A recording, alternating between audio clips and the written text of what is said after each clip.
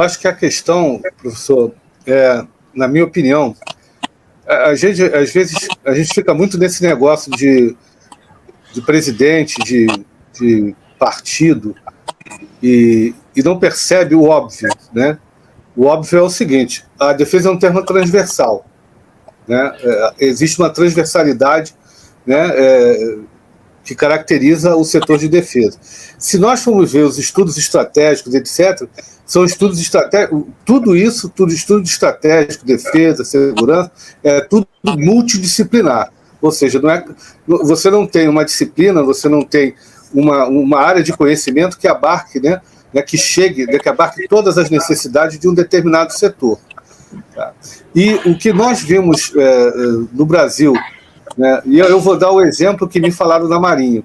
O senhor, eu sou um pouco mais novo, né, do que o senhor, mas o senhor deve saber, né, não sei se você se lembra, nós fizemos um parque industrial naval nos anos 50, para perdê-lo logo em seguida. Fizemos um outro parque industrial nos anos 70, e aí perdemos ele em seguida.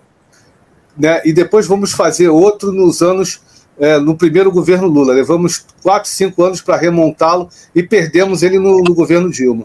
Então, cada processo desse, né, nós formamos técnicos, muitas das vezes mandando para o exterior, e esses técnicos vêm aqui, trabalham 4, 5, às vezes 10 anos, e como aconteceu agora com a Vibraz, né, eles vão embora.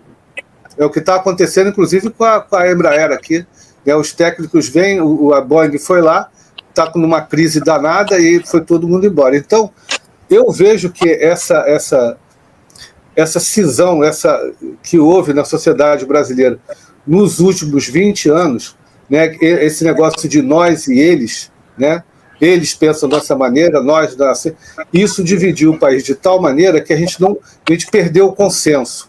Nós fizemos uma live ontem com o deputado, o governador, com Ciro Gomes, e ele trabalhou justamente isso. Nós perdemos aquilo que nós tínhamos de consenso nacional. Ele chamou, tanto o Aldo Rebelo quanto ele chamam os famosos objetivos nacionais permanentes, ou seja, quais são os objetivos de médio e longo prazo. E se isso a gente colocar, né, só para fechar esse preâmbulo imenso, né? Parece até a questão de prova que a gente faz, né, professor? Eles fazem aquele preâmbulo imenso para fazer uma perguntinha desse tamanho.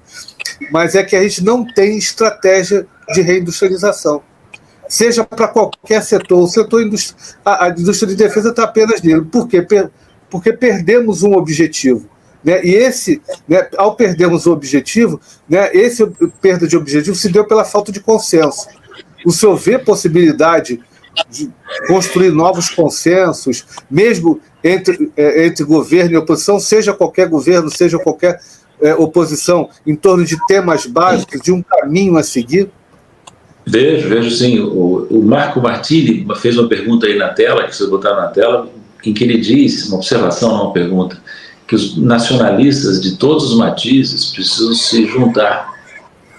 Ninguém vai abandonar as suas ideologias, as suas divergências, mas tem que se juntar em torno da questão nacional, num mundo muito perigoso, né? Ninguém vai nos defender. Ninguém. Se nós enfrentarmos uma emergência militar, ninguém vai nos defender. Ninguém. Então nós temos que ter capacidade própria de defesa, e isso está ligado à industrialização, ou à reindustrialização. Como é que se faz isso? De novo, eu vou falar uma coisa que é fácil de dizer, difícil de implementar. Tem que haver uma ação coordenada, conjunta, liderada pelo Estado Nacional, pelo Governo Federal, que utilize os bancos públicos, outros instrumentos de crédito, incentivos para investimento, redução da taxa de juros praticada pelo Banco Central, atração seletiva e condicionada de investimento estrangeiro. Aliás, um parênteses, as pessoas se iludem. Eu vejo esse oba-oba do governo Lula quando anuncia um investimento estrangeiro. Vocês veem aí, o presidente dá declarações, os ministros aparecem na foto e tal, mas que investimento é esse? Ele cria capacidade nova ou ele transfere capacidade existente para estrangeiros? Ele traz tecnologia? O Brasil condiciona a entrada de tecnologia? Ele tem compromisso de fazer compras no mercado interno, gerando produção e vendas aqui dentro?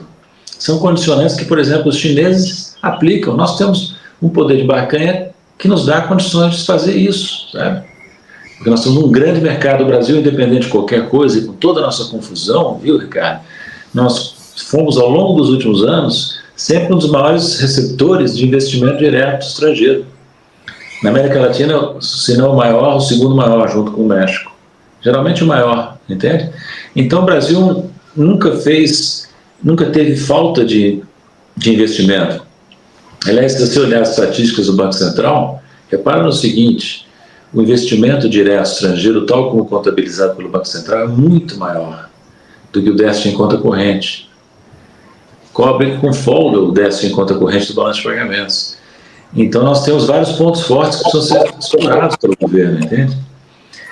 Graças ao que nós fizemos no governo Lula 1, 2 e na Dilma, nós temos reservas internacionais que nunca foram reduzidas. No governo Temer continuaram altas, no governo Bolsonaro continuaram altas, cresceram um pouco mais agora no governo Lula, e essas reservas nos dão segurança externa, entende? Não estamos naquela situação que estava na época do Fernando Henrique, de pires na mão, pedindo empréstimo do FMI. Não estamos mais. Nós temos que aproveitar os nossos trunfos, né? Daí a necessidade que eu vejo que o governo fez um projeto de industrialização. Então, eu proponho que essa discussão seja feita com base no que o governo já anunciou, né? Nem tudo é positivo, professor Ricardo, hein? Vou dar um exemplo que me deixa dúvidas. Por que oferecer hedge cambial para investimentos estrangeiros em áreas sustentáveis? Por quê? Você vê que ninguém criticou, né? Alguém na mídia, no mercado, criticou, mas é uma decisão que cria risco fiscal, cria risco cambial e fiscal ao mesmo tempo. Se a depreciação for maior do que a esperada, quem arca com o ônus é o Tesouro, perdendo reservas e aumentando o déficit público. Por que todo mundo é tão preocupado com o risco fiscal? Ninguém fala nada. Não se discute essa medida do governo, até se aplaude. Posso estar enganado, mas o presidente Lula chegou ao ponto, brincando, é claro, né, de dizer que a ideia era tão engenhosa que o Haddad e a equipe dele mereciam um prêmio Nobel de Economia. Bom, isso aí, talvez, olha, posso estar enganado, não quero ser muito agressivo, mas talvez mereça o prêmio Ig Nobel de Economia.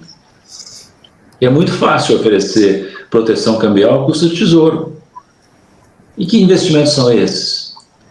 São investimentos realmente adicionais ou investimentos que ocorreriam de qualquer maneira e agora ocorrem com o ônus do risco cambial para o governo?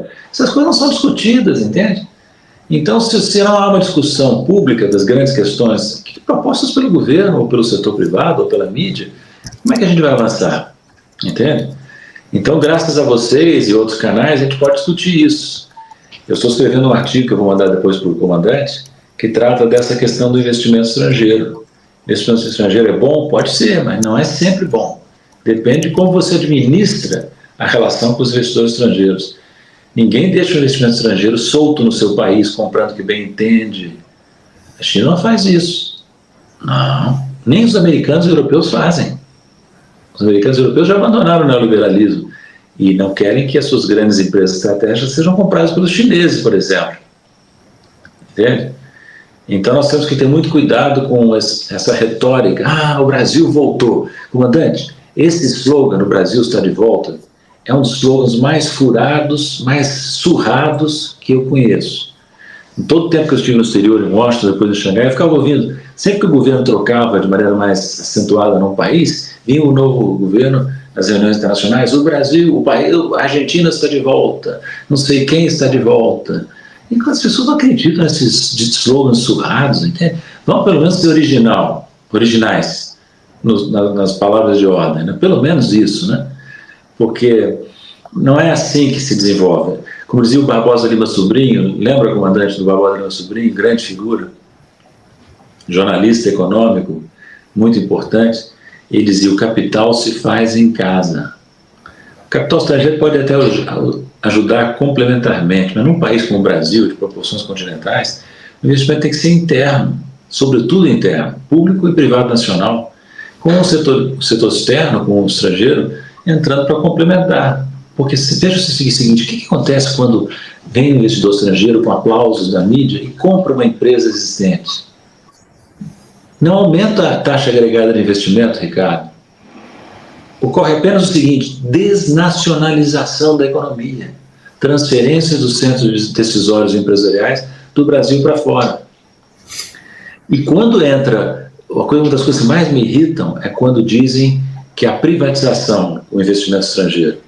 Aí você vai olhar, a empresa estatal que foi vendida ao exterior foi vendida a uma empresa estatal estrangeira. Então não há privatização, coisa nenhuma. Há apenas desnacionalização. Nós queremos isso. A economia brasileira já está suficientemente desnacionalizada. Você vai na Fiesp, quem é que está lá? Os pequenos empresários? Não. Os empresários nacionais? Não. Estão os executivos das empresas subsidiárias de empresas estrangeiras, que obedecem à matriz.